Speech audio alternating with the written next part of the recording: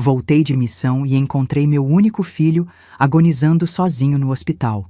Foi quando descobri que minha nora usava o dinheiro que eu enviava para festejar em iates de luxo enquanto meu Miguel lutava pela vida. Naquele momento, entendi que minha maior força seria a justiça.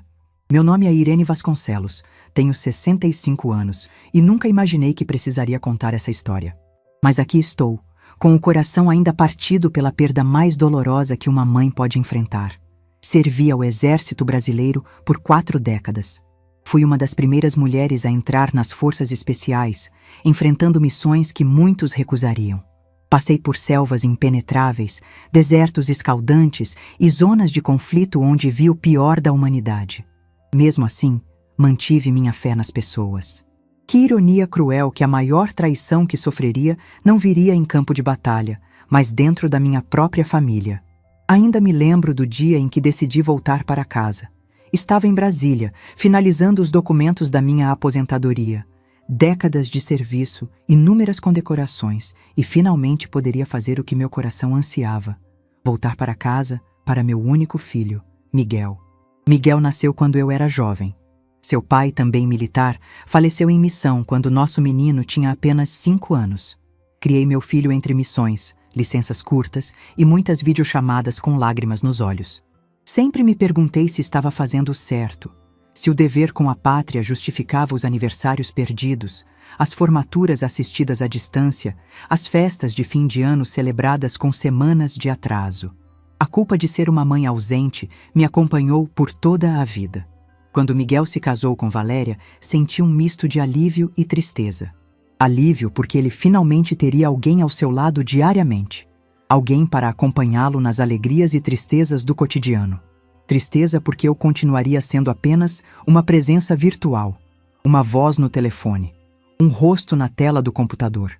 Foi nessa época que Miguel descobriu a doença grave, um diagnóstico terminal. Recebi a notícia durante uma missão na fronteira, e meu mundo desabou. Implorei por uma licença, mas era um momento crucial da operação. Tive que engolir o choro e seguir. O máximo que consegui foi aumentar significativamente o valor que enviava mensalmente para a conta conjunta de Miguel e Valéria, para garantir que ele tivesse o melhor tratamento possível. Durante os meses seguintes, vivi em constante angústia. Valéria me mandava atualizações esporádicas, sempre positivas demais para a gravidade que eu intuía. Ele está reagindo bem, os médicos estão otimistas, ele perguntou por você hoje.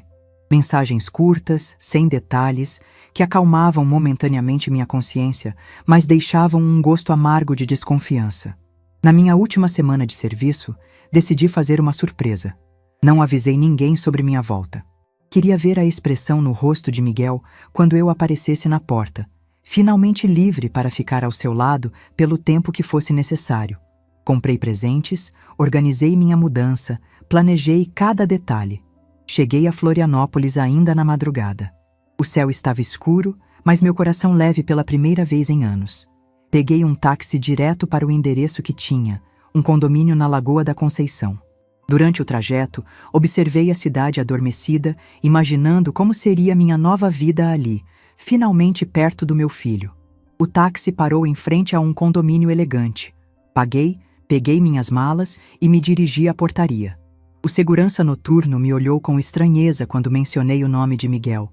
A senhora é parente do senhor Miguel? Sou a mãe dele, respondi com orgulho. Vi algo passar pelos olhos do homem. Um desconforto evidente, como se não soubesse o que dizer. A senhora não ficou sabendo? Ele perguntou finalmente. Meu coração acelerou. Saber o quê? O que aconteceu com meu filho? Seu Miguel está internado há dias, senhora. No Hospital Santa Esperança. Achei que a família já soubesse. O mundo começou a girar ao meu redor. Dias internado? E Valéria não tinha me falado nada? A última mensagem dela, recente, dizia apenas que tudo seguia normal. E a esposa dele? Valéria? Perguntei, já temendo a resposta. O segurança desviou o olhar. Não a vejo há dias. Parece que viajou. Deixei minhas malas na portaria e pedi ao segurança que chamasse outro táxi urgentemente. Os minutos até o hospital foram os mais longos da minha vida. 1000 pensamentos passavam pela minha cabeça. Por que Valéria não me avisou? Por que ela não estava no hospital? Como estava meu filho? Quando cheguei ao hospital, ainda estava escuro. A recepcionista do turno da noite despertou com minha chegada agitada. Preciso ver meu filho. Miguel Vasconcelos. Sou a mãe dele. Ela digitou algo no computador e seu rosto mudou. Chamou uma enfermeira que estava passando. Conversaram em voz baixa, me olhando ocasionalmente. A enfermeira se aproximou. Senhora Irene, sou Sandra, enfermeira-chefe da UTI. Seu filho está sob meus cuidados. Como ele está? Posso vê-lo agora? A enfermeira hesitou. Ele está em estado muito crítico, senhora. Sinceramente, estávamos tentando contato com familiares há dias. A esposa dele deixou um número que não atende e não tínhamos outros contatos. Senti minhas pernas fraquejarem. Mas e o tratamento? Ele estava em recuperação, foi o que me disseram. Sandra me olhou com genuína surpresa. Senhora, pelo que vemos no histórico médico, seu filho interrompeu o tratamento há meses.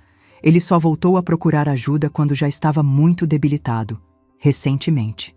Naquele momento, algo dentro de mim se quebrou.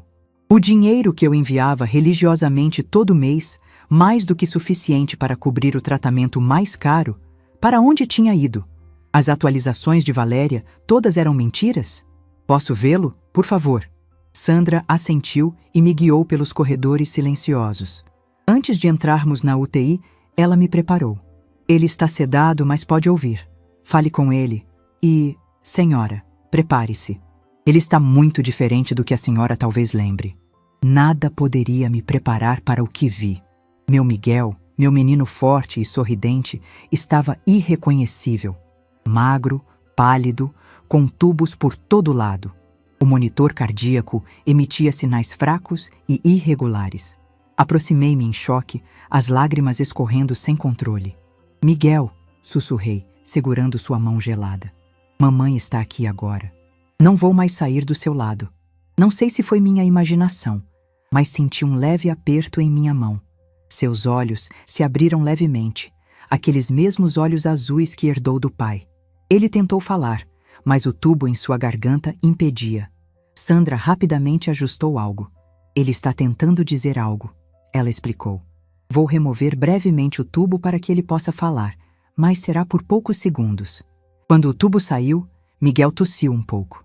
Então, com uma voz fraca que mal reconheci, ele disse: Mãe, desculpa, ela mentiu para nós dois.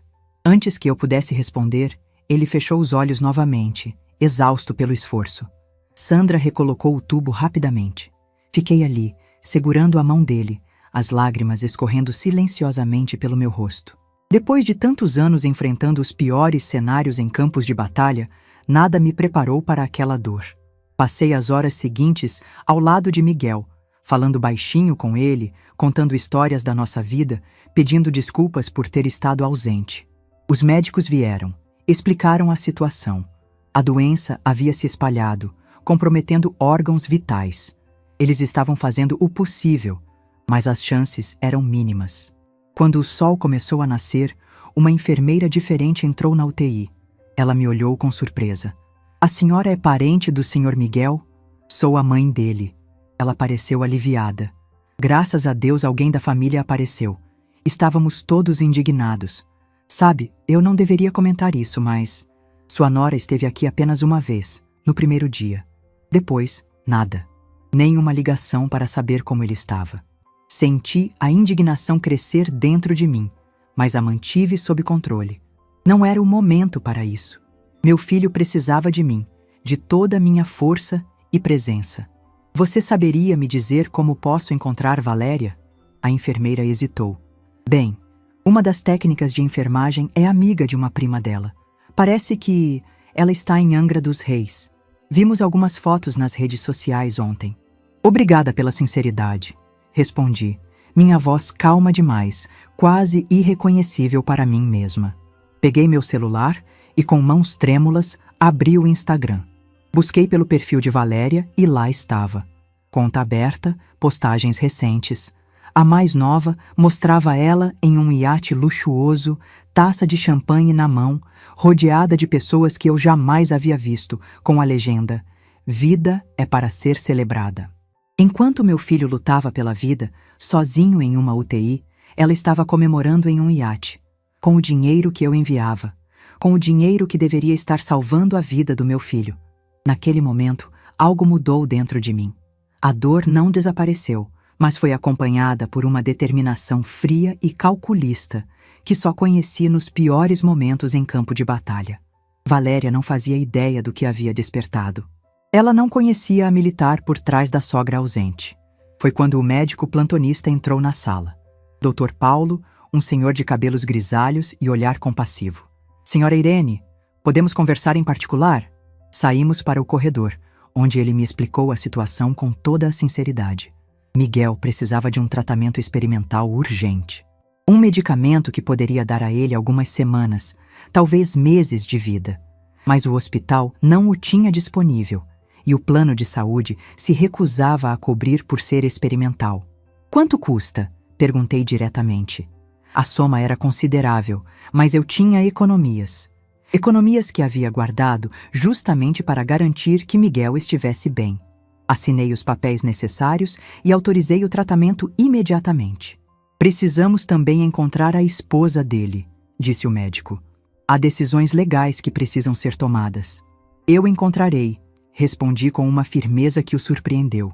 Voltei para o lado de Miguel e fiquei observando seu rosto, procurando nele traços do menino que criei entre licenças do exército. Lembrei-me do dia em que ele aprendeu a andar, das cartas que me escrevia quando estava no colégio, da expressão orgulhosa quando se formou na faculdade. Meu menino, meu único filho. Peguei novamente meu celular e liguei para um velho amigo do exército, agora na reserva como eu, mas trabalhando em um importante banco de Florianópolis. Alguns favores nunca expiram, especialmente entre militares que serviram juntos. Renato, é Irene. Preciso da sua ajuda. É sobre meu filho. É urgente. Expliquei a situação rapidamente. Renato, que conhecia Miguel desde pequeno, ficou horrorizado. Prometeu verificar as contas bancárias ainda naquela manhã. Como diretor de segurança do banco, ele tinha acesso a informações que poderiam ajudar a entender onde estava indo todo o dinheiro que eu enviava. Em seguida, liguei para outro antigo companheiro de farda, o Coronel Oliveira, agora advogado especializado em direito familiar. Oliveira, é Irene. Estou em uma situação complicada e preciso de orientação legal. Expliquei tudo, e ele prometeu ir ao hospital ainda naquela manhã. Enquanto desligava, percebi que uma enfermeira me observava da porta. Era Raquel, a enfermeira do turno da manhã. Senhora Irene, tem um momento? Ela me levou até a sala dos enfermeiros e fechou a porta.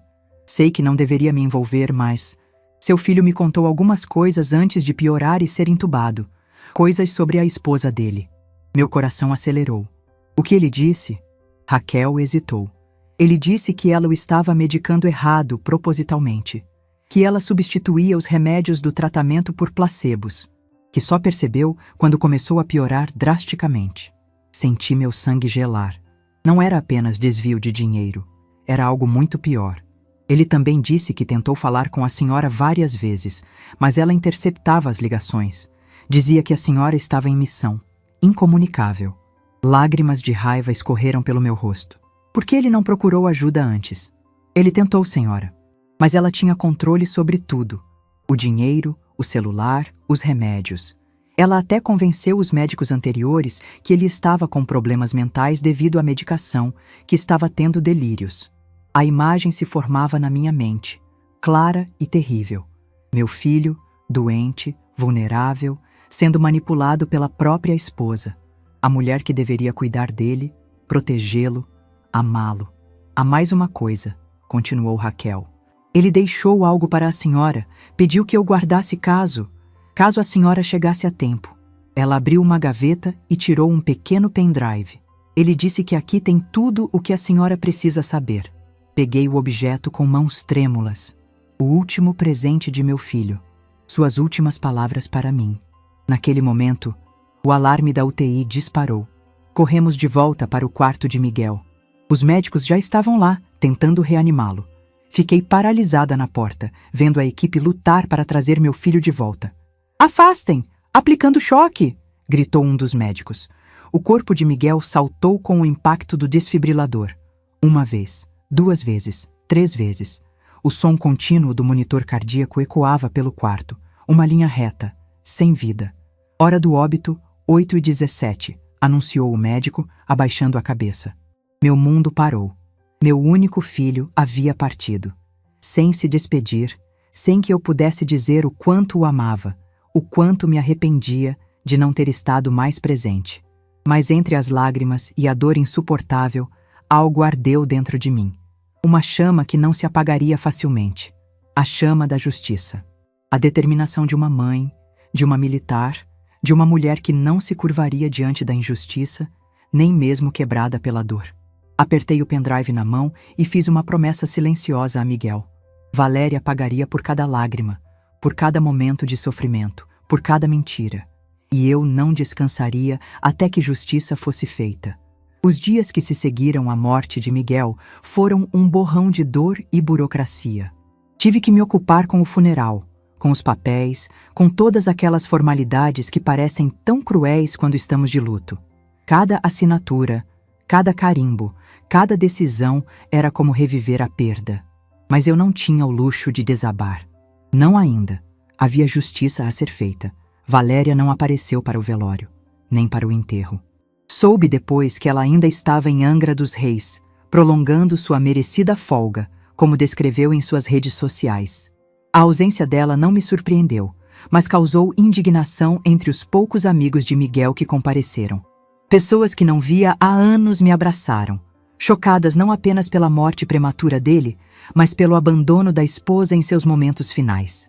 Ela sempre foi assim, disse Carlos, amigo de infância de Miguel. Nos últimos tempos, mal podíamos ver seu filho. Ela controlava tudo, as visitas, as ligações, até mesmo com quem ele podia falar. Cada novo relato alimentava minha determinação. Não era apenas sobre o dinheiro desviado.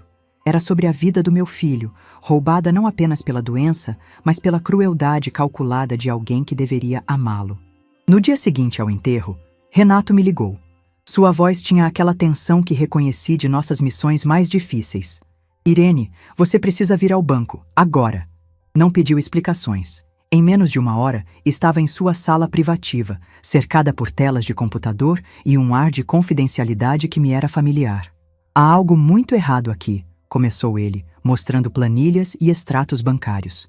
O dinheiro que você enviava mensalmente para a conta conjunta de Miguel e Valéria, todos os valores foram transferidos para uma conta exclusiva dela em menos de 24 horas após cada depósito. Observei os números, as datas, os padrões. Era metódico, calculado. Não eram impulsos ou decisões de momento.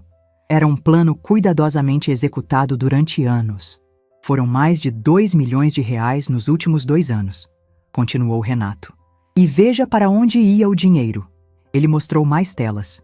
Compras em lojas de luxo, transferências para agências de viagem, pagamentos para iates, resorts exclusivos, spas. Uma vida de opulência enquanto meu filho definhava sem o tratamento adequado. E tem mais, Renato abaixou a voz. Encontramos transferências regulares para uma conta nas Ilhas Cayman. Mais de $500 mil já foi para lá. Ela estava planejando fugir, conclui, sentindo o gosto amargo da traição. Provavelmente. E pelo que pude verificar, ela continua gastando como se não houvesse amanhã. Olhe. Na tela, transações recentes. Joias caras, um depósito para aluguel de iate por mais 1 semana, reservas em resorts de luxo. Ela não sabe que você voltou, não é? Perguntou Renato. Não, e precisamos manter assim por enquanto. Saí do banco com cópias de todos os documentos e uma decisão tomada. Liguei para o Coronel Oliveira, que já havia iniciado os procedimentos legais conforme conversamos. Consegui a liminar, Irene, informou ele quando nos encontramos em seu escritório. Com as provas que reunimos, o juiz concedeu o bloqueio imediato de todas as contas conjuntas. Ela não terá mais acesso ao dinheiro. E as contas individuais dela, também bloqueadas, com base na suspeita de apropriação indébita e nas evidências de desvio de recursos destinados ao tratamento médico. Era apenas o começo, mas já me trazia algum conforto. Valéria estava prestes a descobrir que o mundo de luxo que construiu com o sofrimento do meu filho estava desmoronando. Quanto tempo até ela descobrir? Perguntei. provavelmente na próxima tentativa de compra ou saque. Questão de horas, talvez. Voltei para o apartamento que havia alugado próximo ao hospital, antes mesmo de saber que Miguel não sobreviveria. Era um lugar simples, funcional, sem personalidade. Mas não me importava. Não era um lar que eu buscava. Era apenas uma base de operações. Liguei o computador e inseri o pendrive que Raquel me entregou. O que encontrei ali devastou o pouco que restava do meu coração. Eram vídeos, centenas deles. Miguel havia instalado câmeras escondidas pela casa, gravando tudo. Vi Valéria substituindo os medicamentos dele por pílulas de açúcar.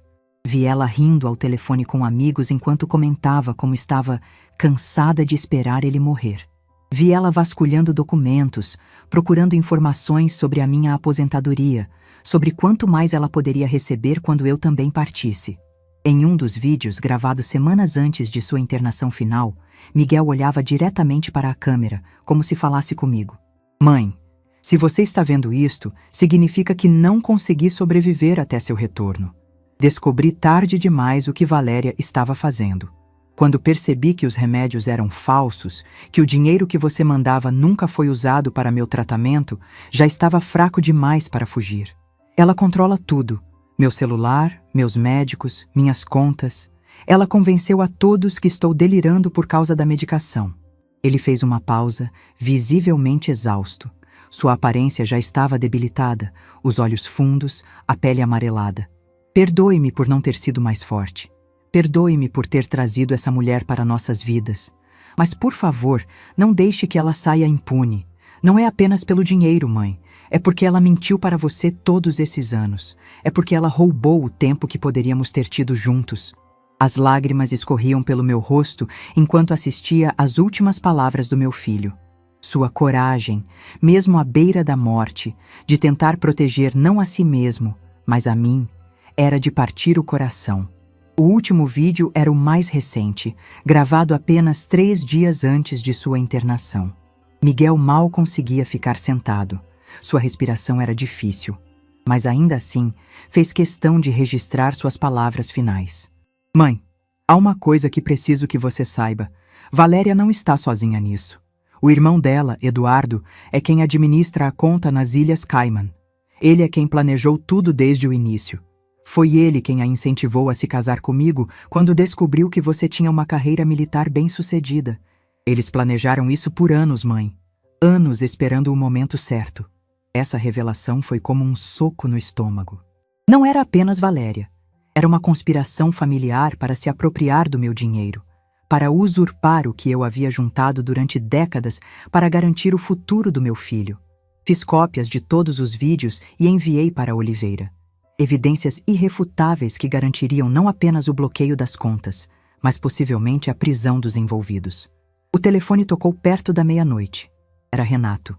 Aconteceu. Ela tentou usar o cartão em um restaurante em Angra e foi recusado. Depois, tentou sacar dinheiro, também sem sucesso. Acabou de ligar para o banco, completamente histérica. Ela sabe o motivo do bloqueio? Não especificamente. Apenas informamos que houve uma ordem judicial. Ela mencionou voltar imediatamente para Florianópolis para resolver a situação. Ótimo, respondi, sentindo uma calma estranha. Deixe-a vir. Nos 2 dias seguintes, me preparei. Organizei os documentos, assisti a todos os vídeos novamente, gravando detalhes importantes. Conversei longamente com Oliveira sobre a estratégia legal. Visitei novamente o hospital, agradeci a Sandra e Raquel por terem sido as únicas a realmente se importar com meu filho em seus momentos finais. Foi Raquel quem me deu mais uma peça do quebra-cabeça. Seu filho me pediu para entregar isto se a senhora aparecesse depois que fosse tarde demais. Era um diário, um pequeno caderno onde Miguel registrou detalhadamente sua deterioração, como começou a desconfiar que algo estava errado, como tentou buscar ajuda. Havia nomes, datas, detalhes que se encaixavam perfeitamente com os vídeos. Ele sabia que não sobreviveria, disse Raquel, com lágrimas nos olhos. Mas fez questão de documentar tudo para proteger a senhora. No 3º dia, após o bloqueio das contas, o interfone do meu apartamento tocou. Era o porteiro. Senhora Irene, tem uma mulher chamada Valéria insistindo para subir. Diz que é sua nora. Senti meu coração acelerar. Não de medo, mas de uma determinação gelada. Pode deixá-la subir, por favor. Sentei-me na poltrona da sala, de frente para a porta. Nos meus anos de serviço militar, enfrentei inimigos armados, situações de vida ou morte, momentos de tensão extrema, mas nada se comparava a este momento. Estava prestes a encarar a mulher que roubou meu filho de mim 2 vezes, primeiro com mentiras, depois com negligência. A campainha tocou. Abri a porta e vi Valéria pela primeira vez em anos. Estava bronzeada, bem vestida, com joias caras que reconheci dos extratos bancários. Por um instante, pareceu confusa ao me ver. Irene? O que você está fazendo aqui? Quando voltou? Seu tom era de surpresa genuína, talvez até de preocupação. Uma atriz perfeita. Há alguns dias, Valéria. Por favor, entre. Ela entrou, olhando ao redor do apartamento simples. Estava te procurando em casa. O que aconteceu? Por que está neste lugar? E por que minhas contas estão bloqueadas? Mantive a calma, observando cada reação dela. Onde está Miguel? Perguntei simplesmente. Ela hesitou e vi o primeiro lapso em sua interpretação impecável. Ele está no hospital. Teve uma recaída enquanto eu estava viajando. Ia visitá-lo assim que resolvesse essa questão do banco. Uma recaída. Repeti lentamente. É assim que você chama o que aconteceu com ele? Algo no meu tom deve ter acendido um alerta nela. Seus olhos se estreitaram levemente. O que quer dizer? O que está acontecendo, Irene? Em vez de responder, peguei o controle remoto e liguei a televisão. Havia preparado um dos vídeos do pendrive para este momento. Na tela, Valéria apareceu, despejando os comprimidos do tratamento no vaso sanitário e substituindo-os por pílulas falsas. Ela empalideceu instantaneamente. O que é isso? De onde tirou essa gravação? Miguel está morto, Valéria. As palavras saíram de mim com uma frieza que não reconheci. O rosto dela passou por uma rápida sucessão de expressões. Choque, medo, cálculo. Morto? Meu Deus! Quando? Como? Você realmente se importa? Estava ocupada demais, festejando em iates para estar ao lado dele em seus últimos momentos.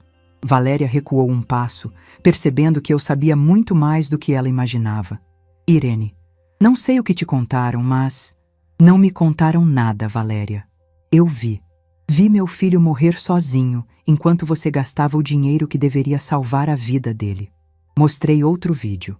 Desta vez, ela ao telefone, rindo enquanto dizia a alguém: quando ele morrer e a velha se aposentar, teremos acesso a tudo.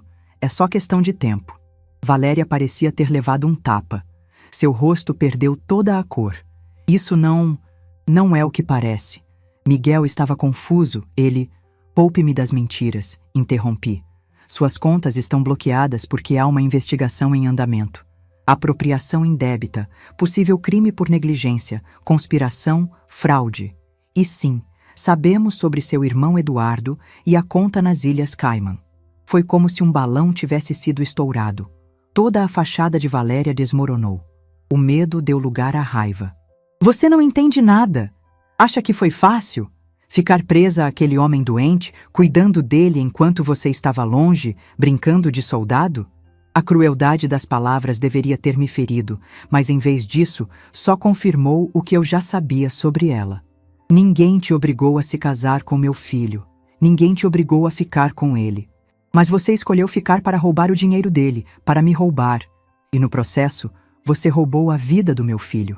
Valéria pareceu recuperar um pouco da compostura, seu cérebro claramente calculando alternativas. Você não tem provas suficientes. Esses vídeos podem ter sido manipulados. Sua palavra contra a minha. E eu sou a viúva desolada. Você é a mãe ausente que apareceu tarde demais. Sorri pela primeira vez, um sorriso que não alcançou meus olhos. É aí que você se engana. Tenho os registros bancários. Tenho os depoimentos dos médicos e enfermeiros. Tenho o diário de Miguel. E tenho isso. Mostrei um último vídeo. Nele, Miguel falava claramente sobre o plano de Valéria e Eduardo, citando datas, valores, conversas que ouviu. Era seu testemunho final, gravado com a consciência de que poderia ser usado após sua morte. Valéria desabou no sofá, finalmente compreendendo a extensão da situação. O que você quer? Dinheiro? Posso devolver tudo. Quero justiça. E ela já começou. A polícia deve estar chegando à casa do seu irmão neste exato momento. Quanto a você, o interfone tocou novamente. Atendi. Senhora Irene, tem 2 policiais aqui embaixo.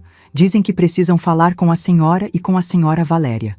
Por favor, peça para subirem. Valéria me olhou com puro ódio. Você não sabe com quem está mexendo. Tenho contatos, tenho dinheiro. Não, Valéria. Você não tem mais nada. Os policiais chegaram minutos depois. Um homem e uma mulher, ambos com expressões sérias e profissionais. Senhora Valéria Vasconcelos? Perguntou a policial. Temos um mandado para sua prisão preventiva. Você tem o direito de permanecer em silêncio. Tudo o que disser pode e será usado contra você em um tribunal.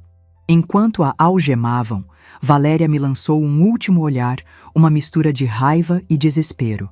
Isso não acabou, Irene. Eu a observei ser levada, sentindo não satisfação, mas um vazio profundo. Justiça estava sendo feita, mas nada disso traria meu filho de volta. Naquela noite, sentada sozinha no apartamento, olhando para as fotos de Miguel espalhadas pela mesa, permiti-me finalmente chorar de verdade. Não apenas pela perda, mas pelos anos perdidos, pelas mentiras, pela crueldade que havia entrado em nossas vidas disfarçada de amor. O telefone tocou, interrompendo meu luto. Era Oliveira. Irene, Eduardo foi preso tentando embarcar para o exterior. Encontraram documentos comprometedores em sua casa, confirmando tudo o que suspeitávamos. A conta nas Ilhas Cayman foi identificada e estamos iniciando o processo para recuperar o dinheiro. Obrigada, Oliveira. Tem mais uma coisa, o testamento de Miguel. Meu coração parou por um instante. Que testamento? Foi registrado há 6 meses. Encontramos durante as investigações. Ele deixou tudo para você, Irene. A casa, os bens, tudo. E há uma carta anexada. Você precisa ver isso. Desligamos e fiquei ali, contemplando o que viria a seguir. A justiça estava sendo feita, mas o que fazer com esse vazio? Como seguir adiante quando o motivo que me trouxe de volta já não existia mais? O interfone tocou mais uma vez. Tarde da noite, quem poderia ser? Senhora Irene, desculpe o horário, mas tem uma criança aqui embaixo perguntando pela senhora. Diz que é sobrinho do senhor Miguel. Uma criança?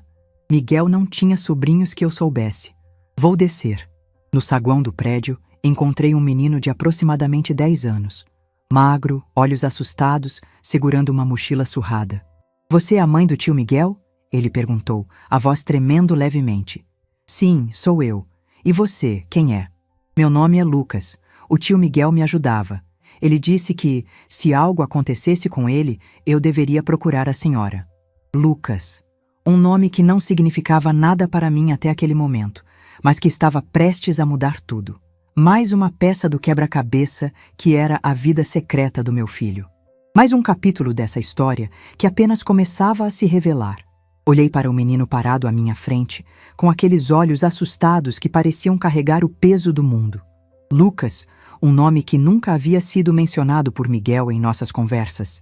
Como era possível que meu filho tivesse um lado de sua vida completamente desconhecido para mim? Você está com fome? Perguntei, percebendo que ele parecia exausto. Lucas assentiu timidamente. Um pouco, senhora. Vamos subir então. Podemos conversar enquanto comemos algo. No apartamento, preparei um sanduíche e um copo de leite para ele. Lucas comeu vorazmente, como quem não via uma refeição decente há dias. Observei seus gestos, suas roupas simples, mas limpas, a mochila que não desgrudava do corpo mesmo enquanto comia. Como você conheceu meu filho? Perguntei finalmente, quando ele terminou de comer. Lucas abaixou o olhar, como se buscasse as palavras certas. Tio Miguel me encontrou no hospital. Eu estava lá fazendo tratamento também. Meus pais... Ele hesitou. Eles não puderam ficar comigo. Disseram que não tinham condições. A história começava a fazer sentido. Miguel, mesmo doente, havia estendido a mão para uma criança abandonada. Ele vinha me visitar quase todos os dias, continuou Lucas. Trazia livros, jogos, às vezes só ficava conversando comigo. Quando recebi alta, não tinha para onde ir. Tio Miguel arranjou um lugar para mim numa casa de acolhimento perto da casa dele. Ele me visitava sempre que podia, escondido. Escondido? Perguntei, intrigada. Sim, ele dizia que a tia Valéria não podia saber, que ela ficaria brava se soubesse que ele estava gastando dinheiro comigo.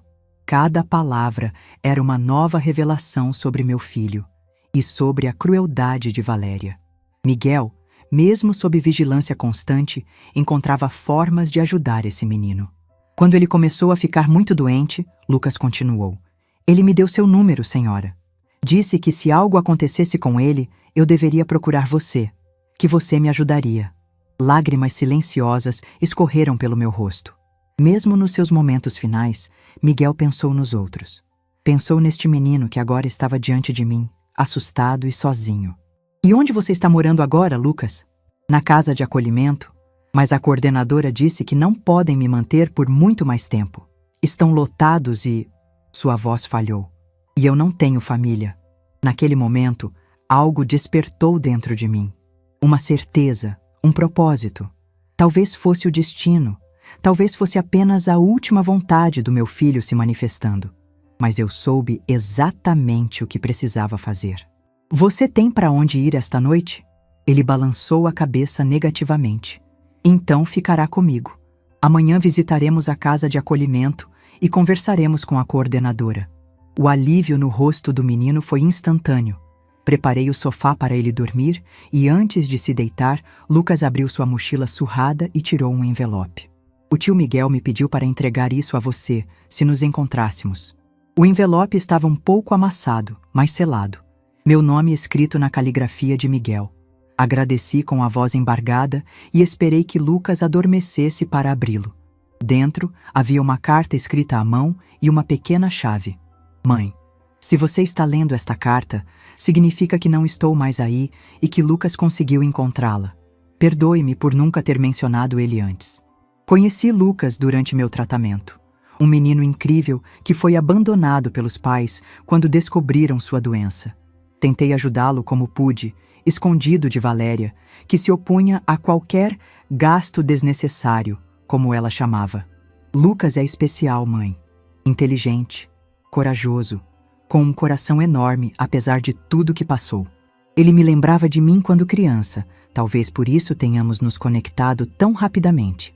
A chave que envio é do meu escritório na universidade. Lá, no fundo da última gaveta da mesa, há uma pasta com documentos importantes. Entre eles, um pedido de tutela de Lucas que iniciei secretamente. Não consegui completar o processo, mas talvez você possa. Sei que é muito pedir. Você acabou de se aposentar, provavelmente sonhava com uma vida tranquila. Mas Lucas precisa de alguém, mãe. Alguém como você, que o ensine a ser forte sem perder a bondade. Se não for possível, entenderei. Apenas peço que o ajude a encontrar um bom lar, com pessoas que o amem verdadeiramente. Quanto a Valéria, você provavelmente já descobriu a verdade sobre ela. Não guarde ódio no coração, mãe. Ela pagará por suas ações de uma forma ou de outra. Viva sua vida com amor, com propósito. É o que sempre admirei em você. Com todo o meu amor, Miguel. Rele a carta várias vezes, as lágrimas tornando as palavras embaçadas. Mesmo enfrentando sua própria mortalidade, Miguel pensou no futuro de uma criança abandonada. Seu último pedido não era por vingança, mas por compaixão. Olhei para Lucas dormindo no sofá, seu peito subindo e descendo em um ritmo tranquilo. Uma criança que já havia enfrentado mais abandono e dor do que muitos adultos. Uma criança que meu filho havia escolhido para ajudar. Naquela noite, tomei minha decisão. Na manhã seguinte, o interfone tocou cedo. Era Oliveira com notícias. Irene, precisamos conversar. Há complicações no caso. Desce para encontrá-lo no saguão, deixando Lucas ainda dormindo. O que aconteceu? Perguntei assim que o vi. Valéria conseguiu liberdade provisória. O juiz entendeu que não há risco de fuga, já que bloqueamos as contas e confiscamos o passaporte dela. Senti meu estômago afundar. Como isso é possível? Com todas as evidências? Ela tem um advogado muito influente. Alguém está financiando sua defesa. Suspeitamos que seja algum outro membro da família que não identificamos ainda. E Eduardo? Ele continua detido. As provas contra ele são mais contundentes, especialmente após a análise dos documentos encontrados em sua casa. Respirei fundo, tentando controlar a frustração. O que isso significa para o processo? Significa que ela está em liberdade, mas o caso continua. Temos o depoimento das enfermeiras, os vídeos, os registros bancários. Ela enfrentará a justiça, Irene. Só vai demorar mais do que esperávamos. Agradeci Oliveira pelas informações e voltei ao apartamento. Lucas estava acordado, olhando pela janela com aquela expressão perdida que partia meu coração. Temos muito o que fazer hoje, anunciei, tentando soar animada. Primeiro, vamos visitar seu abrigo e conversar com a coordenadora. Depois, precisamos ir à universidade onde meu filho trabalhava. Lucas assentiu, um leve brilho de esperança em seus olhos. O centro de acolhimento. Esperança ficava em um bairro simples, mas bem cuidado. A coordenadora, Dona Matilde, nos recebeu com uma expressão de alívio ao ver Lucas. Graças a Deus você está bem. Ficamos preocupados quando você não voltou ontem. Expliquei quem eu era e como Lucas havia me encontrado. Dona Matilde sorriu tristemente. Miguel era um anjo. Vinha visitar Lucas sempre que podia. Trazia material escolar, roupas, coisas que não conseguíamos fornecer com nossos recursos limitados. Lamentamos muito sua partida. Em seu escritório, Dona Matilde me contou mais sobre a situação de Lucas. Seus pais o haviam abandonado quando descobriram sua doença, alegando não ter condições financeiras para o tratamento. Desde então, ele vivia em instituições, sendo transferido de uma para outra conforme a disponibilidade. E como está a saúde dele agora? Perguntei preocupada. Estável. O tratamento foi bem sucedido, mas ele precisa de acompanhamento regular. Infelizmente, não temos estrutura para mantê-lo por muito mais tempo. Estamos superlotados e há crianças em situações mais urgentes. Olhei pela janela e vi Lucas sentado em um banco no jardim, observando outras crianças brincarem. Sozinho, como parecia estar acostumado a ficar. Quero iniciar o processo de tutela dele, declarei, surpreendendo até a mim mesma com a firmeza da minha voz. Dona Matilde piscou algumas vezes, como se não tivesse certeza de ter ouvido corretamente. Tutela? A senhora tem certeza? É um grande compromisso, especialmente para alguém que acabou de perder um filho. Tenho absoluta certeza. Meu filho iniciou esse processo antes de falecer. Quero concluí-lo. Saímos do abrigo com uma pasta cheia de documentação e orientações. Lucas estava silencioso, mas seus olhos revelavam uma mistura de esperança e medo de se decepcionar novamente.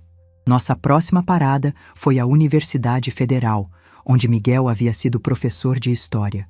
Encontrar seu escritório não foi difícil. Seu nome ainda estava na porta, como se esperassem seu retorno. A chave encaixou perfeitamente.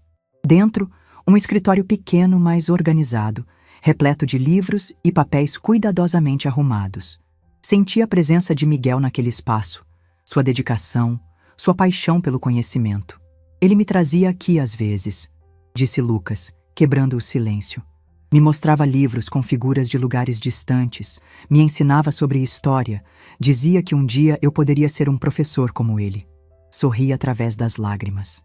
E você pode, Lucas, se for isso que quiser.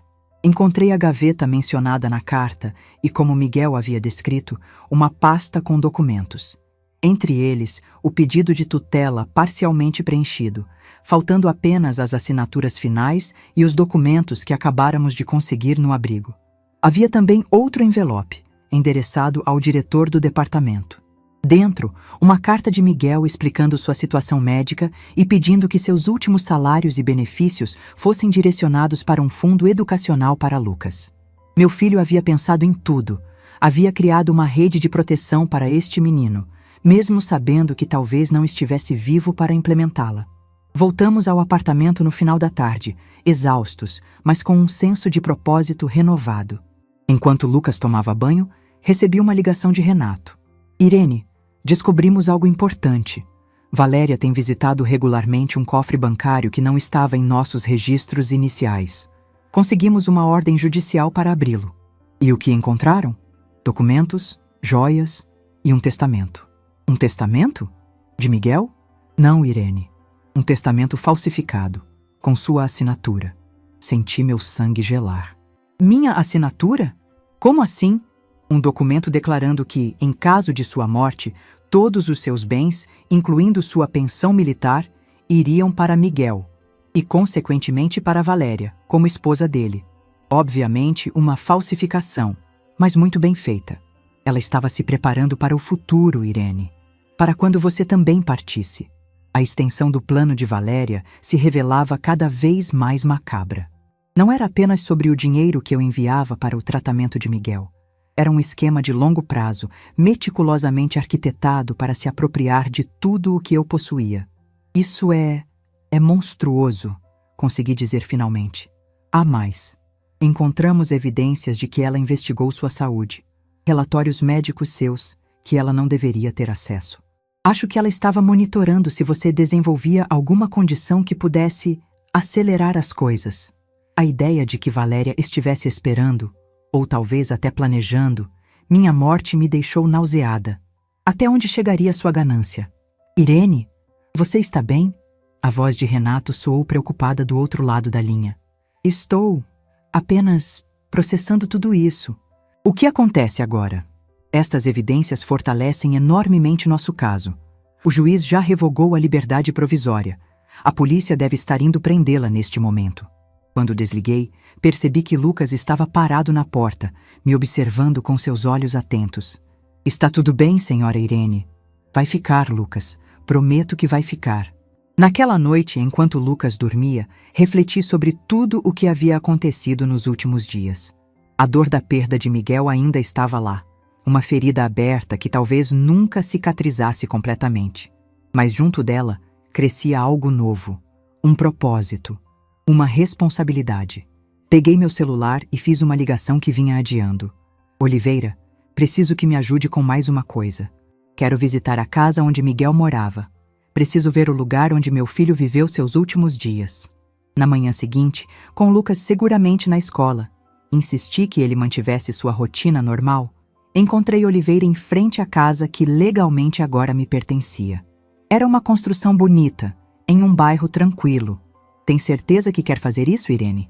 Pode ser doloroso. Tenho. Preciso entender tudo, Oliveira. Preciso ver como era a vida dele. Ao entrar, fui recebida por uma casa impecavelmente decorada, como uma fotografia de revista. Mas havia algo frio, impessoal. Não via nada de Miguel ali. Suas paixões, seus interesses, sua personalidade. O quarto principal era dominado por roupas e objetos pessoais de Valéria. As coisas de Miguel estavam confinadas a um pequeno espaço, como se ele fosse apenas um visitante em sua própria casa. No escritório, encontrei mais evidências da vida dupla que meu filho levava. Escondidos em um fundo falso da estante, descobri cadernos com anotações sobre Lucas, sobre o tratamento dele, sobre planos para seu futuro. Havia também registros detalhados dos desvios de Valéria, cuidadosamente documentados. Ele estava reunindo provas, disse Oliveira, examinando os documentos. Provavelmente planejava confrontá-la quando estivesse forte o suficiente. Mas ele nunca teve essa chance. A doença avançou rápido demais, agravada pela falta do tratamento adequado. No quarto de hóspedes, uma surpresa. Um espaço pequeno, mas acolhedor, com livros infantis, algumas roupas, até mesmo um pequeno videogame antigo. Era para Lucas. Percebi imediatamente. Miguel preparou um quarto para ele, mesmo sabendo que Valéria nunca permitiria. Sentei na cama pequena, tocando os livros cuidadosamente organizados. Meu filho, mesmo morrendo, havia pensado no futuro. Havia criado um espaço de esperança. Foi quando tomei minha decisão final. Oliveira, quero que inicie os trâmites para a reforma desta casa e o processo de adoção de Lucas. Não apenas tutela, adoção plena. Ele me olhou com uma mistura de surpresa e admiração. Tem certeza, Irene? É um grande passo. Nunca tive tanta certeza de algo em minha vida. Este será nosso lar, meu e de Lucas. E juntos, honraremos a memória de Miguel da melhor forma possível, vivendo com propósito e compaixão. Ao sair da casa, olhei uma última vez para a fachada. Não era mais um local de traição e dor. Era o começo de algo novo. Um legado de amor que meu filho havia plantado e que agora cabia a mim cultivar. Os meses seguintes passaram como um turbilhão. Reformar a casa, Adaptar-me à presença constante de Lucas, lidar com os processos judiciais contra Valéria e Eduardo, cada dia trazia novos desafios, novas emoções, novas descobertas. A casa de Miguel foi completamente transformada. As paredes frias ganharam cores quentes. Os espaços impessoais foram preenchidos com vida. O quarto que meu filho havia secretamente preparado para Lucas tornou-se oficialmente seu, com algumas adaptações para refletir seus gostos e personalidade. Em uma tarde ensolarada, enquanto organizávamos livros na estante da sala, Lucas encontrou uma foto antiga. Miguel adolescente, sorrindo ao lado do pai antes que o perdêssemos em missão. Ele se parece comigo, Lucas comentou surpreso. Olhei para a foto e depois para o menino. Realmente havia uma semelhança notável, o mesmo formato de rosto, o mesmo sorriso discreto. Não era uma semelhança genética, obviamente, mas uma daquelas coincidências que fazem você acreditar que algumas conexões são predestinadas. Talvez seja por isso que vocês se deram tão bem desde o início, respondi, sentindo um aperto no coração. Lucas passou os dedos pela foto cuidadosamente. A senhora acha que ele ficaria feliz em me ver aqui? Morando na casa dele? Tenho absoluta certeza, Lucas. Era o que ele queria. Foi por isso que preparou aquele quarto para você, mesmo sabendo que Valéria não aprovaria. Os olhos do menino brilharam com lágrimas contidas. Às vezes, quando venho para cá depois da escola, sinto como se ele ainda estivesse por perto, como se estivesse me observando. Abracei Lucas, permitindo que minhas próprias lágrimas caíssem. Era estranho como a dor e a alegria podiam coexistir tão intimamente. A dor pela ausência de Miguel, a alegria pela presença de Lucas, ambas igualmente intensas, igualmente verdadeiras. O processo de adoção avançava, embora com a lentidão típica da burocracia brasileira. Oliveira usava toda sua influência para acelerar as coisas, mas ainda enfrentávamos obstáculos. O principal deles era a origem incerta de Lucas. Seus pais biológicos haviam desaparecido sem deixar endereço ou contato após abandoná-lo, o que complicava o processo legal. Numa manhã chuvosa, recebi um telefonema de Oliveira. Irene, temos novidades sobre o caso de Valéria. O julgamento foi marcado. Senti meu coração acelerar. Quando? Em 2 semanas. E há algo mais que você precisa saber. A defesa dela está tentando um acordo. Que tipo de acordo? Ela oferece informações sobre uma rede maior de fraudes em troca de uma pena reduzida. Aparentemente, o esquema dela e de Eduardo não era isolado. Havia outras pessoas envolvidas, outros alvos. A ideia de que existiam mais pessoas como Valéria e Eduardo explorando pessoas doentes e suas famílias me deixou enojada. O que você acha? Perguntei. Como seu advogado, digo que o acordo pode acelerar a recuperação do dinheiro desviado. Como seu amigo, sei que nenhum acordo trará Miguel de volta. Agradeci a Oliveira e desliguei, imersa em pensamentos conflitantes. Parte de mim queria ver Valéria pagar pelo máximo de tempo possível por suas ações. Outra parte reconhecia que expor uma rede maior poderia evitar que outras famílias passassem pelo mesmo sofrimento. Naquela noite, sentei-me na varanda, observando a chuva fina que caía sobre o jardim. Lucas já estava dormindo, exausto após um dia de escola e suas aulas de natação, uma atividade que os médicos recomendaram para fortalecer seus pulmões após o tratamento. Pensei em Miguel, em como ele enfrentou seus últimos dias com dignidade e preocupação pelos outros, apesar do sofrimento. Pensei no que ele faria nesta situação. Minha resposta veio na forma de uma lembrança. Uma conversa antiga com Miguel, quando ele ainda era adolescente, revoltado com uma injustiça na escola. Às vezes, mãe, temos que escolher entre o que é justo para nós e o que é melhor para todos. Na manhã seguinte, liguei para Oliveira. Aceito o acordo com uma condição. Quero estar presente quando ela revelar os nomes. Quero olhar nos olhos dela enquanto ela faz isso. 2 semanas depois, encontrei-me numa sala austera no fórum. Valéria entrou escoltada, visivelmente abatida, sem suas roupas caras e maquiagem impecável. Nossos olhares se cruzaram brevemente. O dela fugidio, o meu firme. A sessão foi longa e detalhada. Valéria descreveu um esquema elaborado, liderado por seu irmão Eduardo, que identificava pessoas doentes com familiares de posses. O plano era sempre o mesmo: Aproximar-se, conquistar a confiança, obter acesso às finanças e desviar recursos destinados ao tratamento.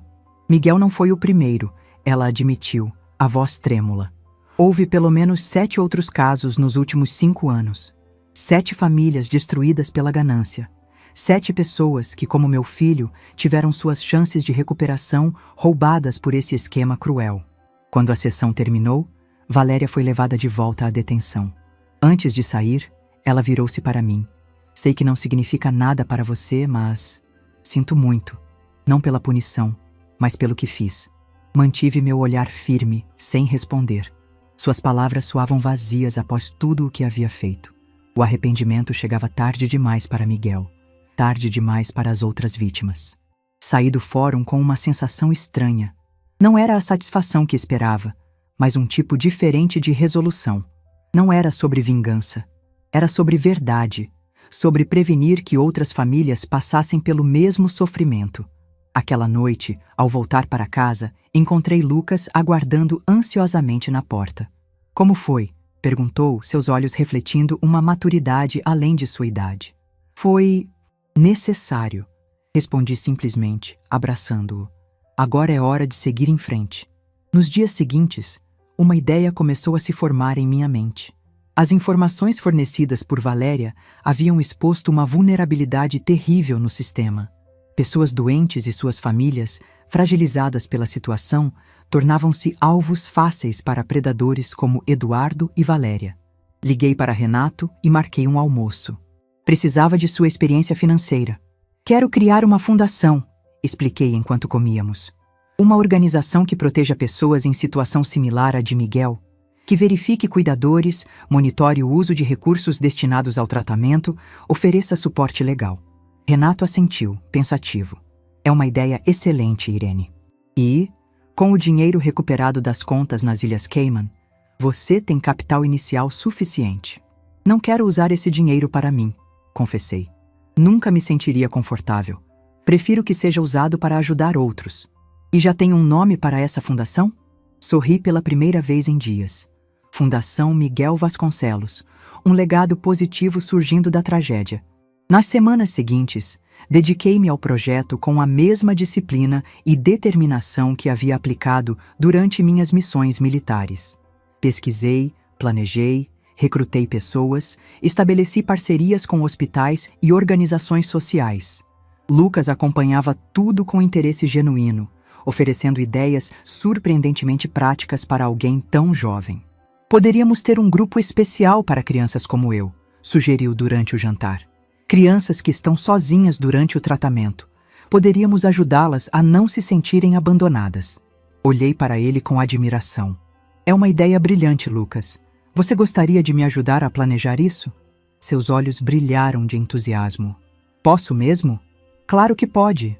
Afinal, você conhece melhor do que ninguém o que essas crianças precisam. Foi assim que nasceu o Projeto Estrela, uma ramificação da Fundação Miguel Vasconcelos, dedicada exclusivamente ao suporte de crianças em tratamento sem acompanhamento familiar adequado. Em uma tarde especial, recebemos a notícia que tanto esperávamos. O juiz havia finalmente aprovado a adoção. Lucas oficialmente se tornava Lucas Vasconcelos, meu filho. Celebramos com um pequeno jantar em casa, apenas nós dois e alguns amigos próximos, Oliveira, Renato, Dona Matilde do abrigo e 2 enfermeiras que haviam cuidado de Miguel e Lucas, Sandra e Raquel. Enquanto todos conversavam animadamente na sala, encontrei Lucas sozinho na varanda, olhando para as estrelas. Está tudo bem? Perguntei, sentando-me ao seu lado. Sim, ele respondeu, sorrindo timidamente. Só estava pensando no tio Miguel. Será que ele pode nos ver de onde está? Tenho certeza que sim, respondi, envolvendo seus ombros com meu braço. E tenho certeza que ele está muito orgulhoso de você. Lucas ficou em silêncio por um momento, então perguntou: Posso chamar a senhora de avó agora?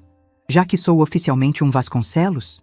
Senti meu coração se expandir de uma forma que não acreditava ser mais possível. Eu adoraria isso, Lucas. Ele sorriu, recostando-se contra mim. Obrigado por me encontrar, vovó. Não, meu querido. Obrigada a você por encontrar a mim. A inauguração da Fundação Miguel Vasconcelos Aconteceu exatamente 6 meses após a morte do meu filho. O prédio, uma antiga casa restaurada próxima ao hospital, foi decorado com fotos de Miguel em diferentes fases da vida, sempre sorrindo, sempre com aquele brilho de bondade nos olhos.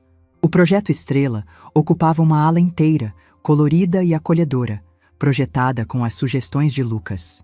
Havia espaços para leitura, jogos e até mesmo um pequeno estúdio onde as crianças podiam gravar mensagens para familiares distantes. Durante a cerimônia de inauguração, fui surpreendida por um grupo de pessoas que nunca havia conhecido. Familiares das outras vítimas do esquema de Eduardo e Valéria. Vieram agradecer pela exposição da rede, pela chance de também obterem justiça. Uma senhora de idade avançada segurou minhas mãos entre as suas. Meu marido não sobreviveu para ver justiça sendo feita, mas graças à senhora, a morte dele não foi em vão. Outros serão poupados desse sofrimento.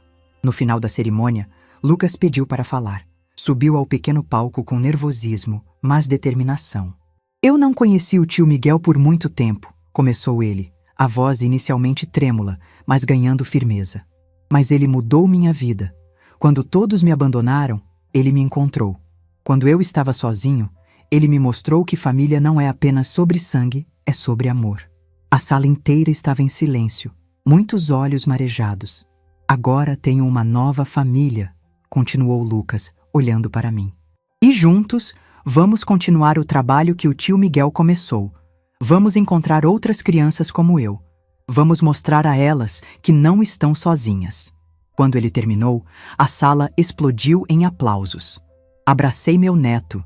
Sim, meu neto, não apenas legalmente, mas em meu coração, com orgulho transbordante.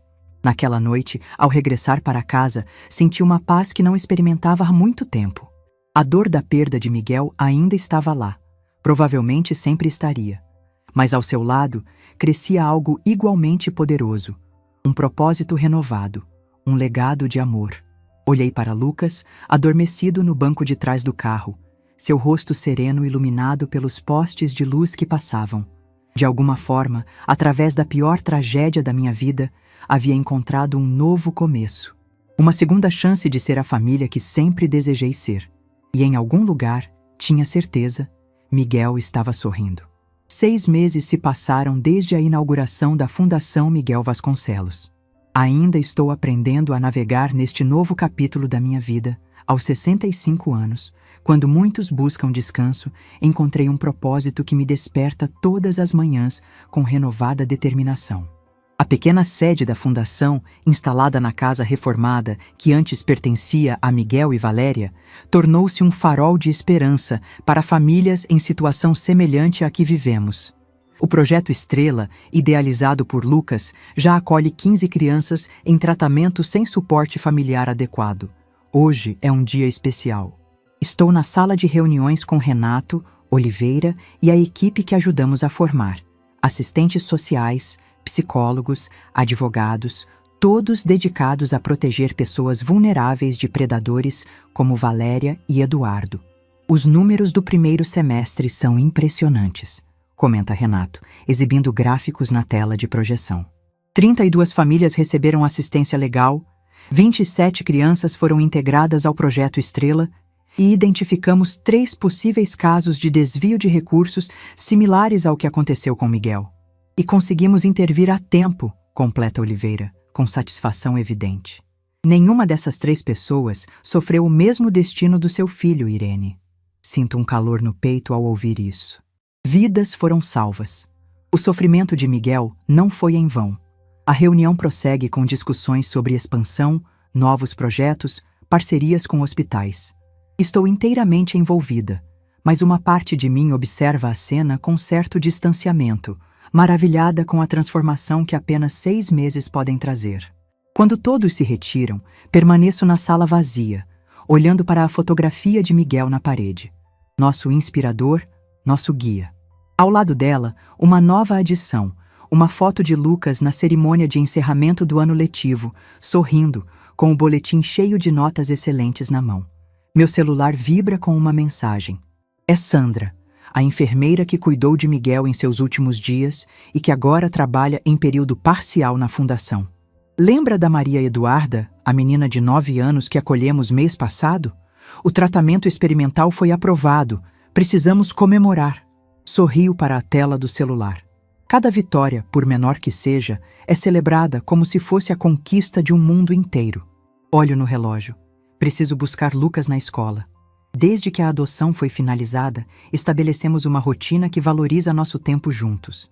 Por mais ocupada que esteja com a fundação, nunca permitiria que meu neto, sim, meu neto, embora legalmente seja meu filho, sentisse a ausência que Miguel experimentou durante meus anos no exército. Quando chego à escola, Lucas já me espera no portão, conversando animadamente com 2 colegas. Ao me ver, despede-se deles e corre em minha direção. Vovó, a professora de ciências, adorou nosso projeto sobre apoio psicológico para famílias de pacientes. Disse que podemos apresentar na feira regional. Seu entusiasmo é contagiante. Lucas encontrou na ciência uma forma de processar sua própria experiência como paciente abandonado, transformando dor em conhecimento, sofrimento em solução. Isso é maravilhoso, querido. Vamos comemorar com um sorvete? No caminho para a sorveteria, Lucas me conta sobre seu dia, seus planos, seus sonhos. Escuto cada palavra com atenção plena, saboreando estes momentos que a vida me presenteou tão inesperadamente. Ao chegar em casa, encontramos um envelope oficial na caixa de correio. É do tribunal. Sinto um frio na barriga ao abri-lo. Seria alguma complicação com a adoção? Não. É uma notificação sobre Valéria. Ela cumprirá o restante de sua pena em regime semiaberto, por bom comportamento e cooperação nas investigações que levaram à desarticulação completa da rede de fraudes. Lucas percebe minha expressão. Algum problema, vovó? Hesito por um momento, então decido pela honestidade. Sempre prometi a mim mesma que nossa relação seria baseada na verdade, por mais difícil que fosse. É sobre Valéria. Ela vai para o regime semiaberto. Ele assimila a informação em silêncio. Apesar da pouca idade, Lucas compreende a complexidade da situação melhor do que muitos adultos. Como você se sente sobre isso? Pergunta ele, surpreendendo-me com sua maturidade. Reflito por alguns instantes.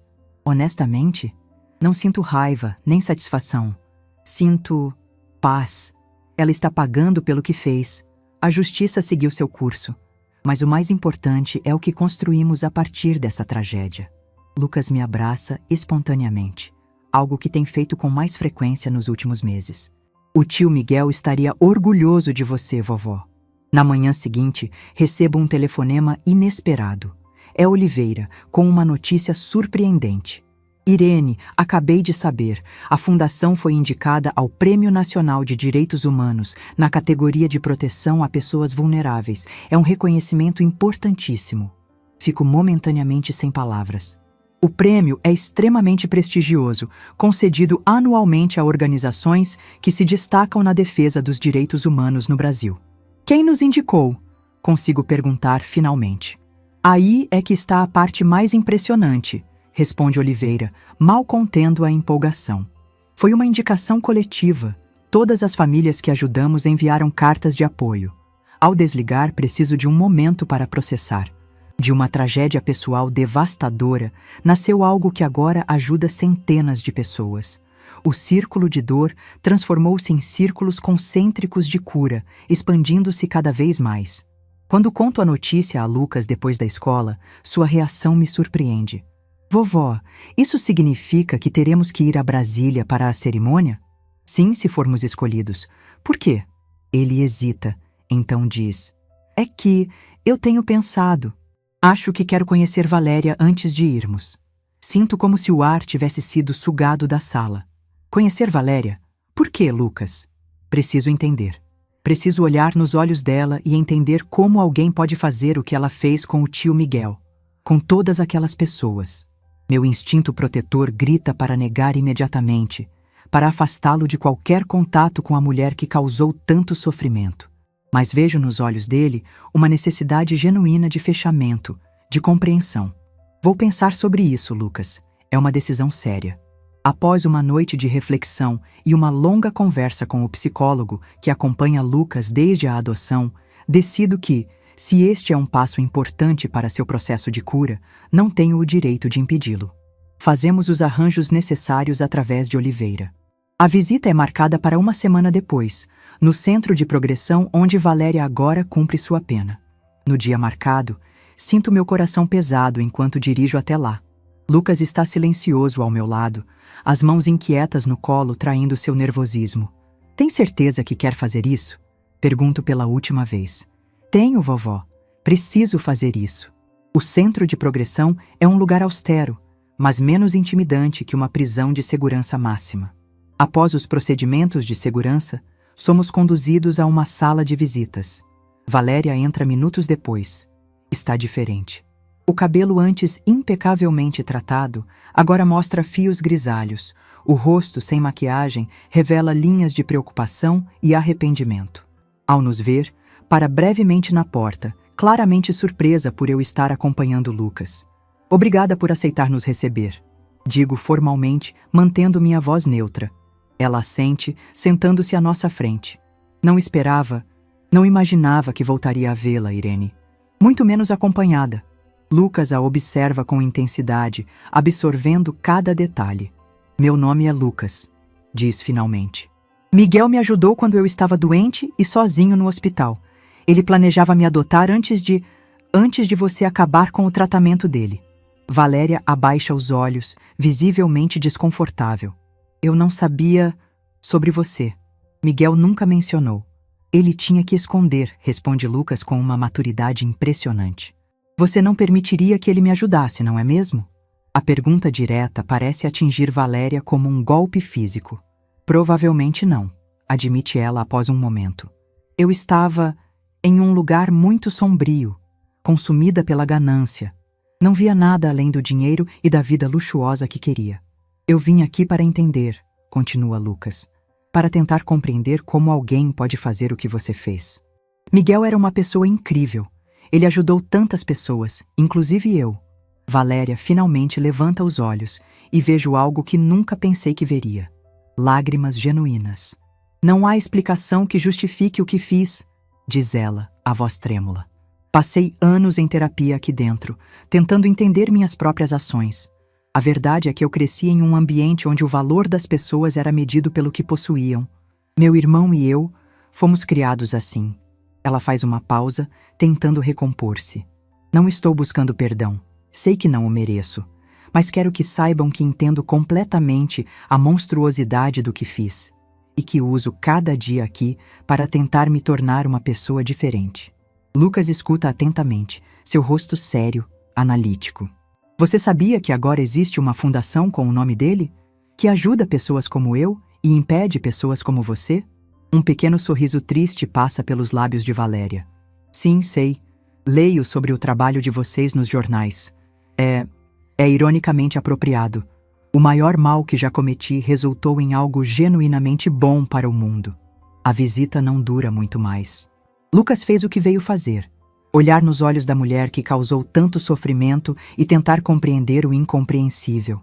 Quando nos levantamos para sair, Valéria fala uma última vez. Irene, obrigada por dar a este menino o que não pude dar a Miguel, uma família real. Não respondo verbalmente, apenas assinto levemente antes de sair com Lucas.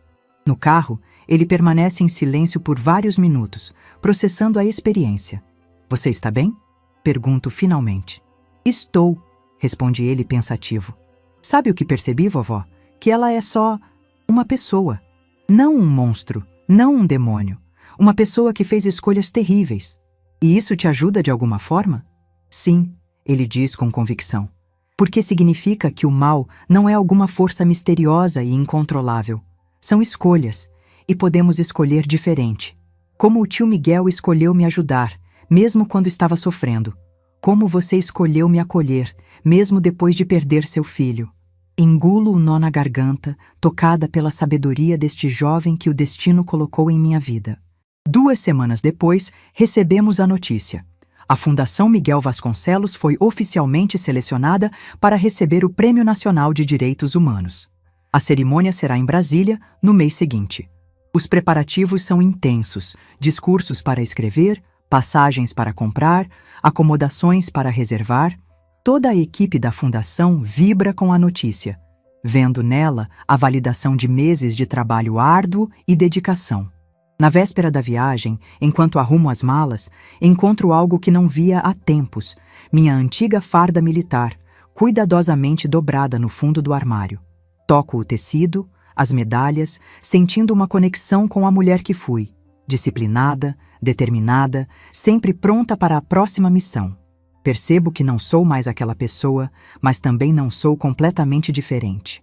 A disciplina, a determinação, o senso de dever, tudo isso permanece. Apenas o campo de batalha mudou. Lucas aparece na porta do quarto. "Posso entrar, vovó?" "Claro, querido." Ele se senta ao meu lado na cama, olhando com curiosidade para a farda em minhas mãos. "Era isso que você usava no exército?" "Sim, em ocasiões formais." Ele toca as medalhas com reverência. "Você foi uma heroína lá, não foi? Assim como é agora."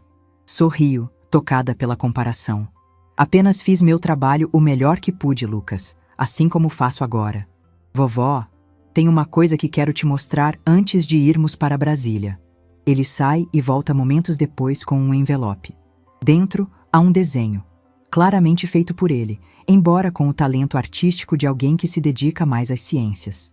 O desenho mostra 3 figuras: um homem jovem, um menino e uma mulher mais velha. Abaixo, uma legenda simples: "Minha família." "Eu sei que o tio Miguel não está mais aqui fisicamente", explica Lucas, "mas ele sempre será parte da nossa família. Foi ele quem nos uniu."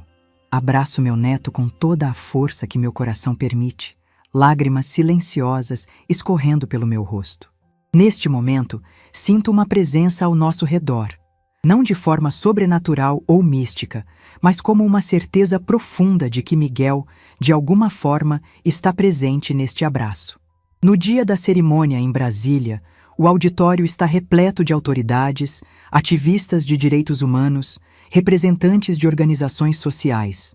Quando o apresentador chama a Fundação Miguel Vasconcelos, subo ao palco acompanhada por Lucas, Renato, Oliveira, Sandra, Raquel e outros membros essenciais da equipe. Diante do microfone, olho para a plateia e vejo rostos atentos, expectantes. Vejo também, nas primeiras fileiras, algumas das famílias que ajudamos. Seus olhares de gratidão são o verdadeiro prêmio que buscamos. A Fundação Miguel Vasconcelos nasceu de uma tragédia pessoal. Começo, minha voz firme apesar da emoção. Meu filho, Miguel, foi vítima de pessoas que viram em sua vulnerabilidade uma oportunidade para exploração e ganho pessoal. Ele não sobreviveu para ver justiça sendo feita, mas seu espírito de bondade e compaixão vive em cada vida que tocamos através desta fundação. Faço uma pausa, olhando para Lucas ao meu lado, que sorri encorajadoramente. Por décadas, servi ao meu país através das Forças Armadas. Acreditava que essa era minha missão, meu propósito. Hoje entendo que aquela era apenas a preparação para a batalha mais importante da minha vida. A luta pela proteção dos vulneráveis, pela dignidade dos esquecidos, pela justiça para os explorados. As palavras fluem do meu coração, não do discurso preparado em minhas mãos. Este prêmio não é para mim, nem mesmo para uma fundação. É para cada pessoa que já se sentiu sozinha em seus momentos de maior fragilidade. É uma promessa de que não precisam mais enfrentar esses momentos na solidão. De que existem pessoas, muitas pessoas, prontas para defender seus direitos, proteger sua dignidade e caminhar ao seu lado. Ao final do discurso, a plateia se levanta em uma ovação emocionada. Lucas segura minha mão com força, seus olhos brilhando de orgulho. Renato, Oliveira e a equipe nos abraçam, formando um círculo de afeto e propósito compartilhado. Horas mais tarde, de volta ao hotel, estou na varanda do quarto contemplando as luzes de Brasília quando Lucas se junta a mim. "No que está pensando, vovó?" Sorrio para ele, este jovem extraordinário que trouxe tanta luz à minha vida. "Estou pensando em caminhos, Lucas, em como a vida nos leva por rotas que nunca imaginamos. Como você ter me encontrado?" "Exatamente. Como eu ter servido ao exército por 40 anos apenas para descobrir que minha verdadeira missão começaria na aposentadoria. Como a maior dor da minha vida, perder Miguel, se transformou na fonte do maior propósito que já conheci. Lucas olha para o céu estrelado. Sabe o que o tio Miguel me disse uma vez? Que a vida é como uma constelação. Às vezes só conseguimos ver o desenho completo quando olhamos para trás e conectamos os pontos. Abraço meu neto, maravilhada com sua sabedoria. Aos 65 anos, depois de uma vida inteira servindo ao país, encontrei meu verdadeiro propósito. Não no poder das armas ou na rigidez da disciplina militar, mas no poder da compaixão e na força do amor. Miguel se foi, mas seu legado vive em cada vida que tocamos através da fundação. Vive especialmente em Lucas, este jovem extraordinário que, de alguma forma misteriosa, conecta 3 gerações de nossa família. Não sei o que o futuro reserva. Sei apenas que, enquanto tiver forças, continuarei lutando. Não mais em campos de batalha distantes, mas nas trincheiras diárias da compaixão humana. E nesta batalha, nunca estarei sozinha. Olho para o céu estrelado e sussurro. Conseguimos, meu filho. Transformamos a dor em propósito, a perda em legado. E isto é apenas o começo. Se essa história tocou seu coração, deixe seu like, se inscreva no canal e comente aqui embaixo. No meu lugar, o que você faria? Sua mensagem pode iluminar o dia de alguém.